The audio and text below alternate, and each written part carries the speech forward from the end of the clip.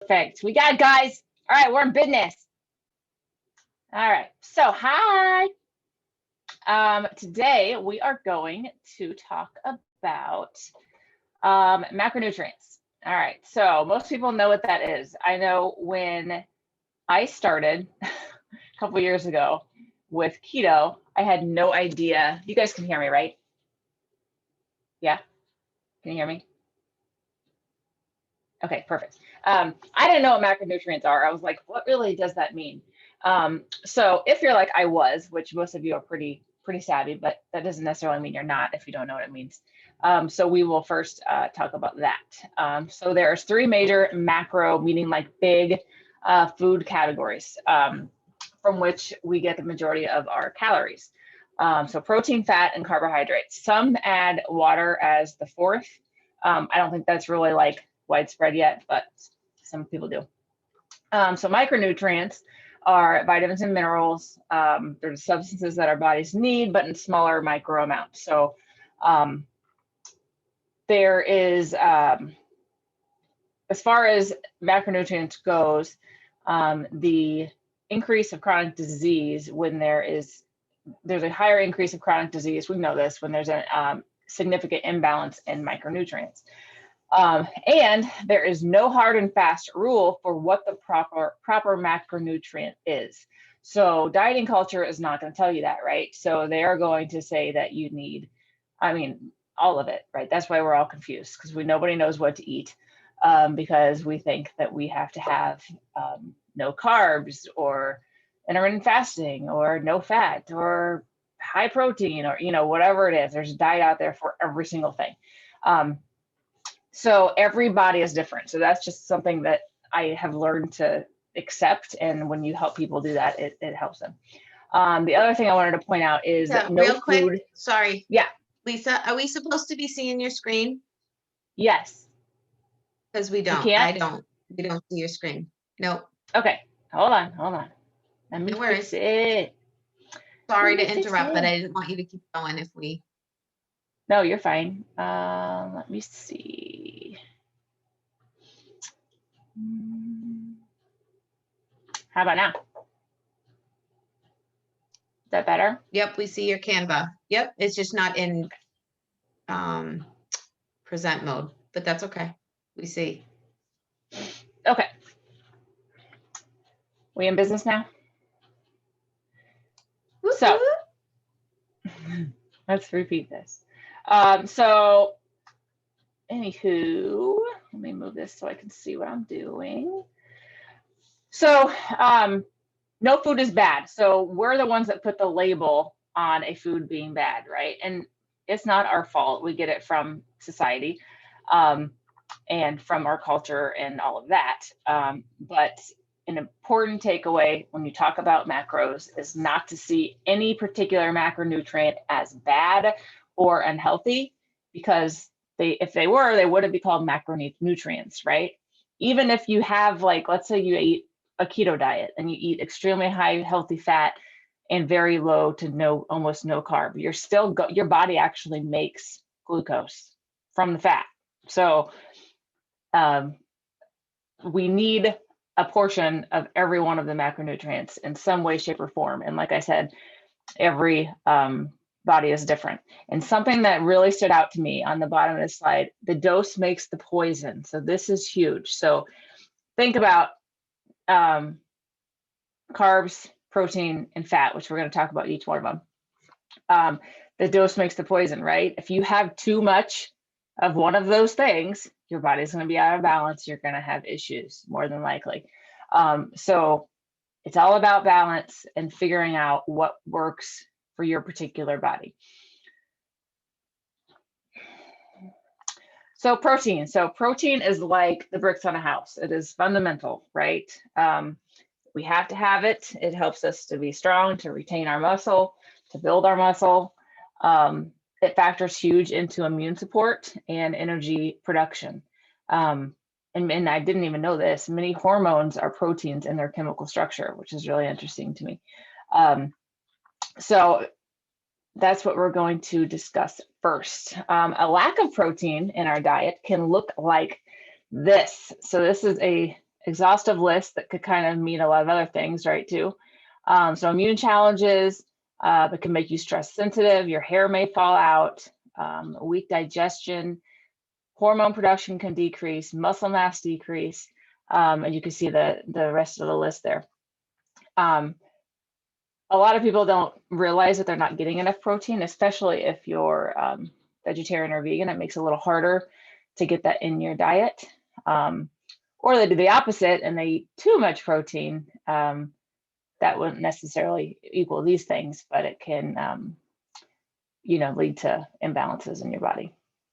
Inability to lose weight. That's an interesting one that I didn't really realize.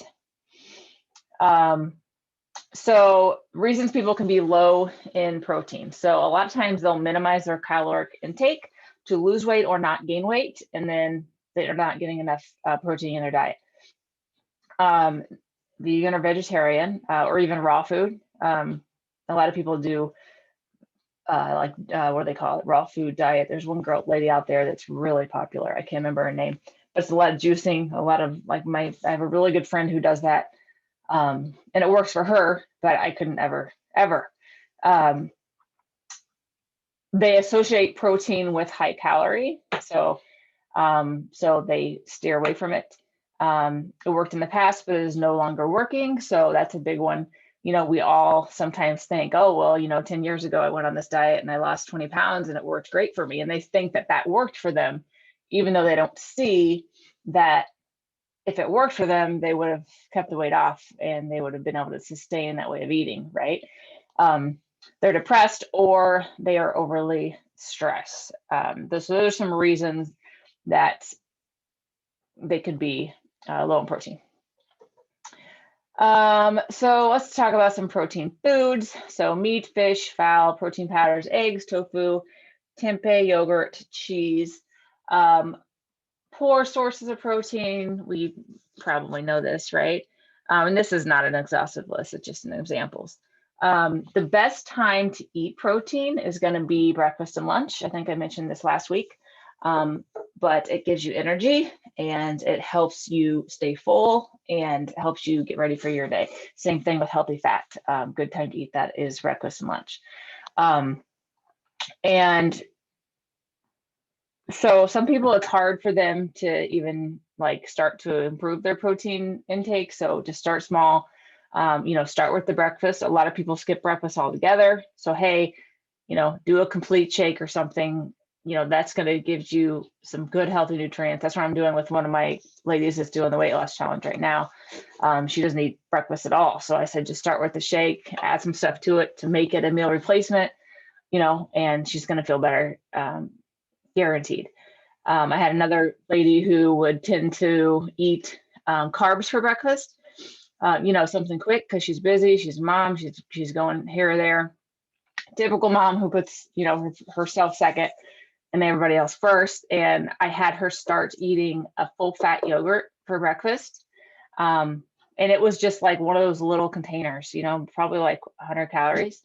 And and then I actually, eventually after a couple of weeks, had her do 2 of them. So she was eating 2 containers of yogurt for breakfast, and she huge difference in her energy and how she felt.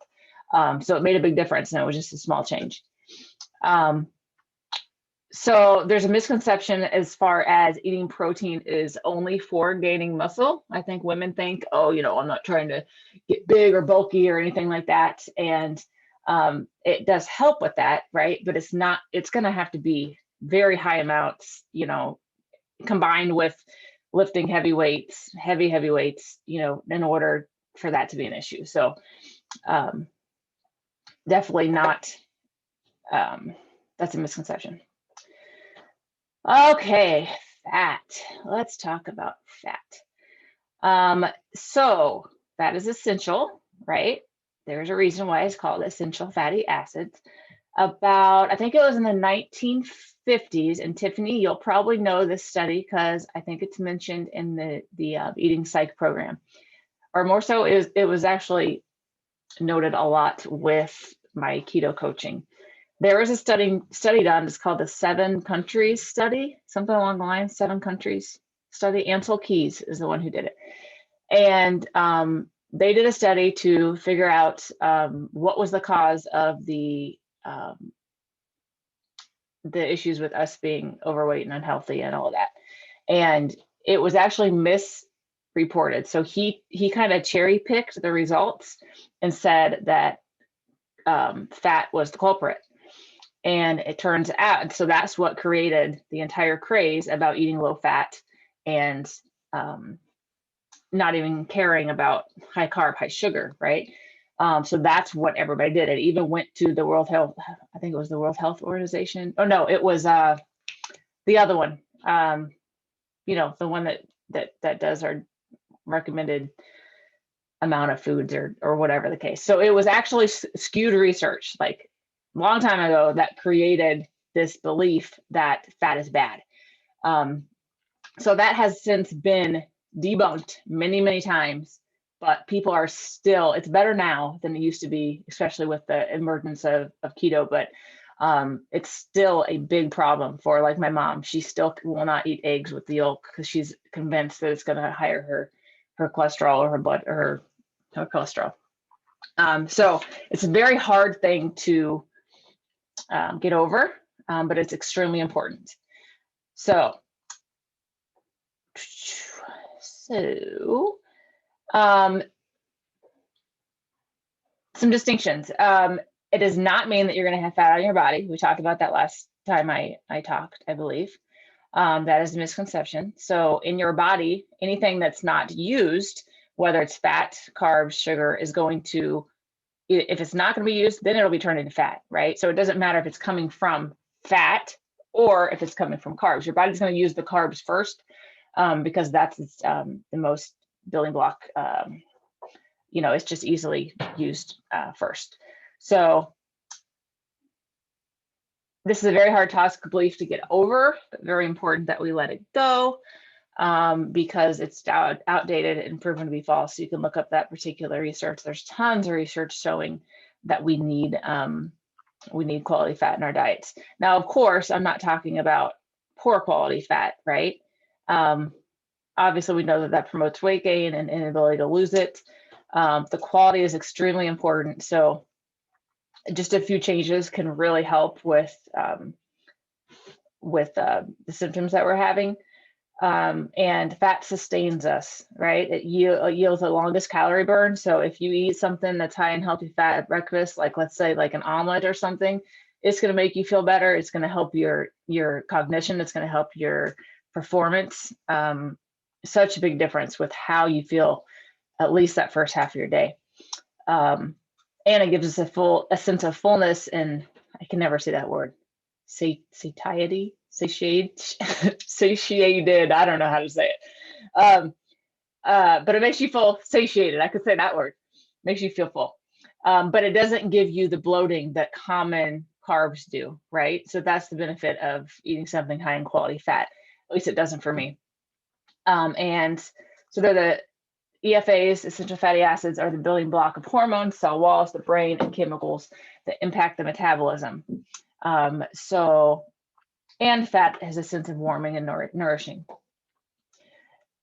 And it's important that when we eat fat, if we have this toxic belief, to enjoy it. Even if it's something you're working on, enjoy every single moment of it, whatever you're eating. Because if you don't, you're going to stress your body out, and it's not going to digest it like you want it to, even if it's bad. All right, a body deficient in dietary fat will likely crave it, and it won't be the healthy kind that you're craving, which is ironic, right? And if we get to the point where we're able to listen to our bodies, you're going to be able to tell. Like, I crave salads some days, which is crazy because I've never been a salad person.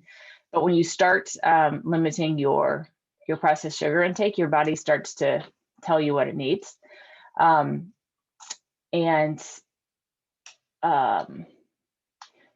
body deficient in dietary fat will store excess or unneeded calories as body fat because you're not getting the nutrients that your body needs when you're getting that excess poor quality fat. So you're eating it, but it's not doing what it's supposed to be doing. So your body thinks, oh, I need I need more, so it asks for more. It definitely tricks you.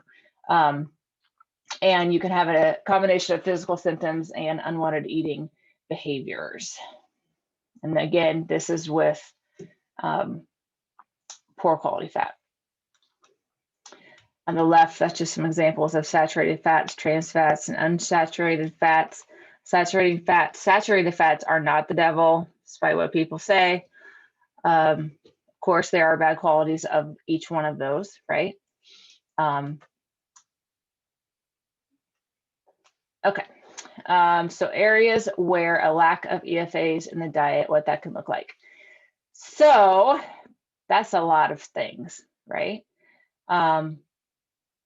And again, you'll have quick results when you turn this around. So for me, I had brittle fingernails, moodiness, loss of menses or irregular cycle. People that have been low fat for years and years and years, I guarantee they're going to have some of these issues. And they won't link it to that. They'll think that it's something else. I think I meant to put dandruff here. I put dandruffs. Poor digestion, constipation, stiff or painful joints. You see how many things that we probably wouldn't associate with a lack of fat in our diet. If you're someone who is having, or a client is having a really hard time with thinking that fat is not bad, have them start with Solmegas, have them start with a good, healthy supplement. Of course, we would recommend ours because that's a capsule and they're still getting that, but they're not having to deal with the stress behind actually consuming that, because it's really hard for a lot of people. But even doing the supplement, they're going to notice a big change. Some toxic beliefs around food regarding fat, us thinking that it's the enemy, that fat in food is the enemy, and fat in food equals fat on my body. I know I've said that a couple times, but I'm repeating it because it is, it's important. It's important that we, get rid of those toxic beliefs. Any questions before I continue? I'm almost done. I'm almost done. Okay.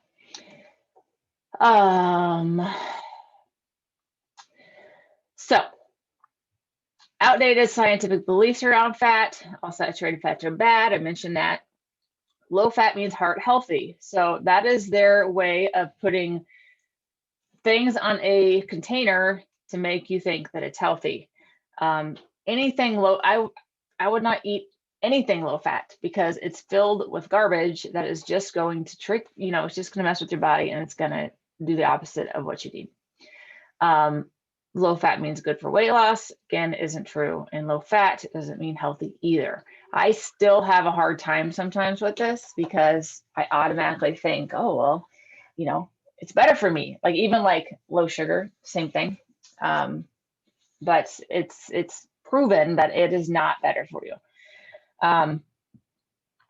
So signs that your client or you might have a issue with low fat, if you're always choosing fat-free low-fat dressing, cookies, yogurt, milk, doing egg whites only, they might use fat-free language, always mentioning that, things are concerning fat and being fat-free and stuff like that. Oops. Signs and symptoms of fat deficiency. I mean, those are telltale signs that could be an issue there. And all you got to do is ask them what their diet is, and we'll talk about that in a second. Healthy fats, so high quality oils, olive, coconut, sesame. I don't know about that one. It was on the list, but I don't know how I feel about that one. Macadamia, sunflower, flax, ghee. That's kind of like a butter. It's yellow. It comes in like can, like a coconut. It has a decent amount of saturated fat in it. Avocado oil. Do not ever, ever, ever please use vegetable or canola oil. They're terrible for you. They're not from vegetables. Not the good kind of fat by any means.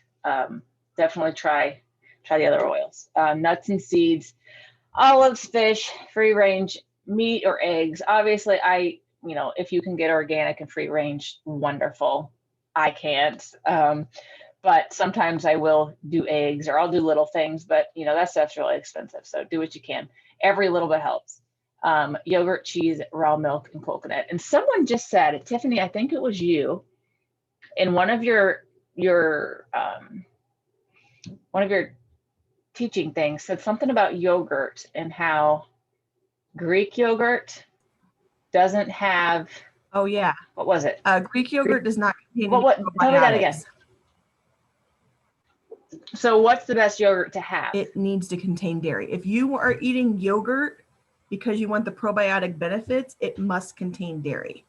So like, I know, like, I've heard people be like, well, I'll just do coconut yogurt. I'm like, doesn't contain probiotics. Or they're like, I'll do this, doesn't contain. Because it says on the container, like, so how do you say it? Well, if whatever the thing for the probiotics added in just like other bad probiotics, right? Because of the sugar and all that, it's going to die before you ever put it in your mouth. So yes, they may have added it, but it's not natural. In fact, believe it or not, most people, even though they may be dairy or lactose intolerant, can usually tolerate yogurt if it doesn't have the added sugars and you make it yourself because of the probiotic benefits. But that's kind of a whole other. But yeah, a lot of people be like, but I eat this because it's healthier and it has probiotics. I'm like, no, it might be fortified or added probiotics, but it's dead before you ever put it in your mouth. Yeah. So with ProBio though, if we're good with ProBio and we're eating yogurt for the source of protein, we don't have to worry about the dairy aspect of it, right? Okay. That's what I was your average person that might just be like, but I eat Greek yogurt, so I get probiotics. So I don't need a probiotic. You're like, you're not getting any probiotics. So yeah. Yeah. Thank you for that. Is there a particular brand on the shelf that does have it in it that you know of? Because I am making my own Greek yogurt. I'm just saying, or my own yogurt. I don't really, because I feel like a lot of them on the shelf are not very good quality. Last year during this whole thing, I started making Greek yogurt, or not just yogurt myself in my Instant Pot. I go through phases where I want it because you do need to be eating it or else it'll go bad, right? And then I go through phases where I want it, and then I go through phases where I don't want it at all. So I've been making it myself. Gotcha. Because of that, because it's so much sugar. And so even if you're like, oh, it has all this stuff, sugar, even the artificial sugar kills all the probiotic benefits. But I don't usually buy it anymore. Probably haven't bought it in a year and a half. So I don't know if I'm the best person to ask, because it's so much cheaper and it's actually really yummy to make it yourself, in my opinion. Maybe one day I'll get the goals to do it. Okay. Yeah. So how do you work with clients around dietary fat? If you notice that there is those toxic beliefs there, in love, you got to educate them. You got to let them know, look, this is contributing to your issues. We have to add essential fatty acids in your diet. This is why. Provide them studies if you need to. Help teach them that, it's not your fault. This is why you've learned this. And you're going to feel better if you start to do X, Y, and Z. Explain to them and prove to them by their own experience. So if you talk to them and say, hey, what's a typical, day of eating look like for you? And ask them a little bit about their history with dieting or weight loss, they're going to tell you how it hasn't worked, right? So they're going to say, oh, I went on, this worked for a while and I lost 20 pounds. And then, I went off of it and I gained it back. And this is what I did. I was, whatever the thing is. And you're going to say, well, clearly that's not working, right? If it was working, then we wouldn't be here. We wouldn't even be talking. And again, saying that in love, because that's hard to hear, because we all think we're doing the right thing. And we all, we're just following the herd as far as culture goes. So it's not an easy pill to swallow. And then suggest the EFAs, and also increasing it in their diet. And again, start slow. It could be literally one thing in the morning, or in the afternoon, to start. All right, so carbs, my nemesis for years.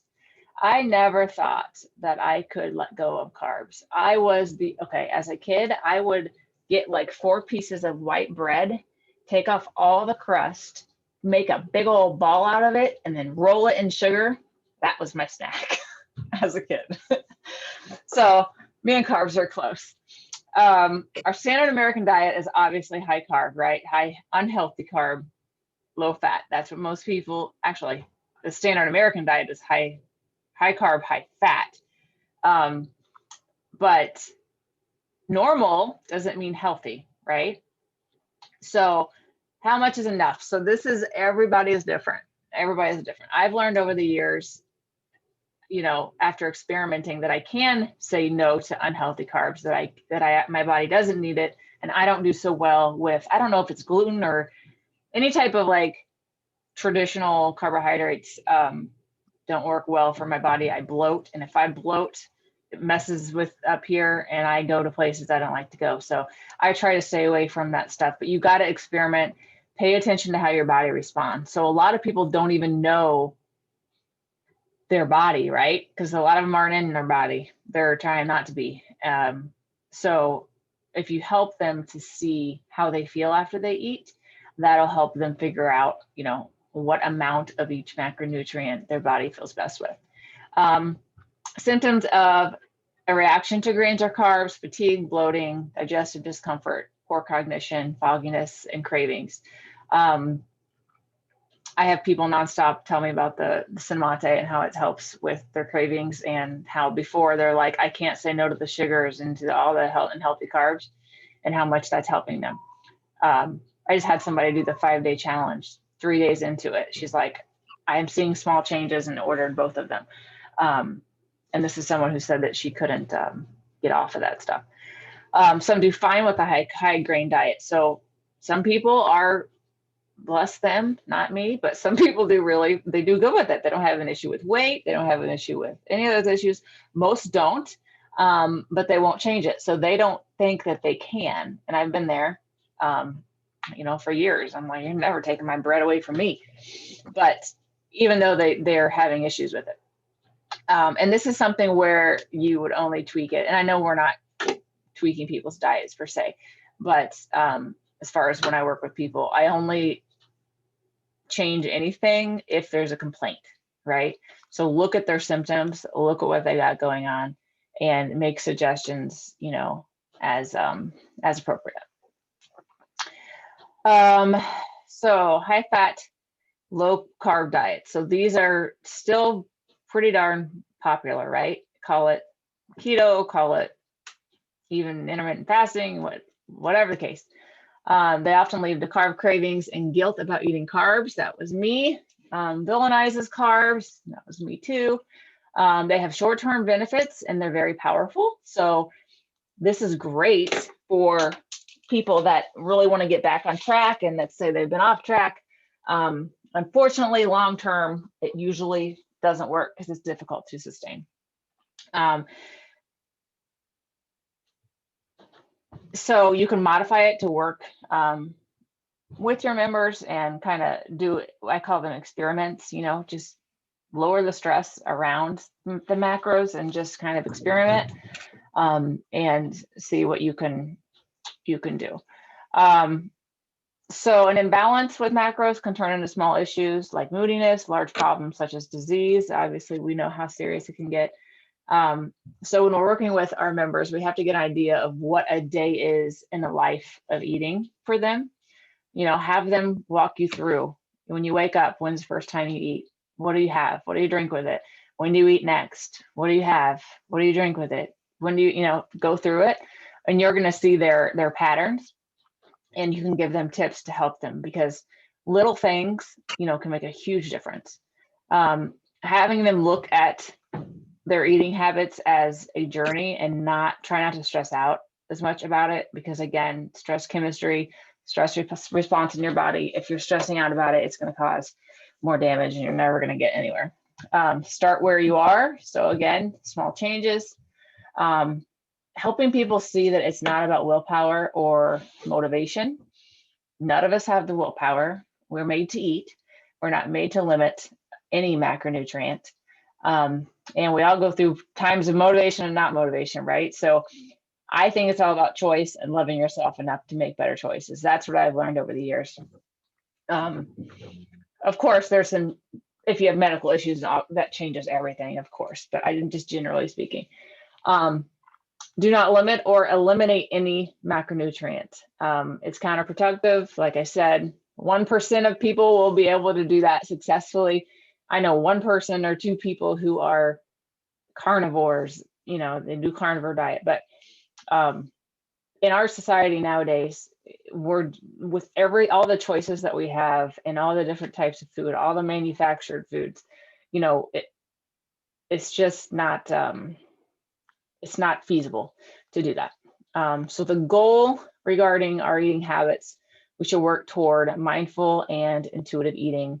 I like to call that the 80-20 rule too. So, you know, you're mindful, you're aware, you eat when you're hungry, you don't eat when you're not, and you don't limit anything. 80-20 rule just says, you know, 80% of the time you're making good, mindful, healthy choices. 20% of the time, and I don't count macros or anything. That's just a general guideline. 20% of the time, you eat whatever, whenever, wherever, you know, whatever you want. So that's kind of a general goal and a guideline. And there's a couple books on intuitive eating if you guys are interested in learning about that. But that is what I got. Anybody got questions, comments?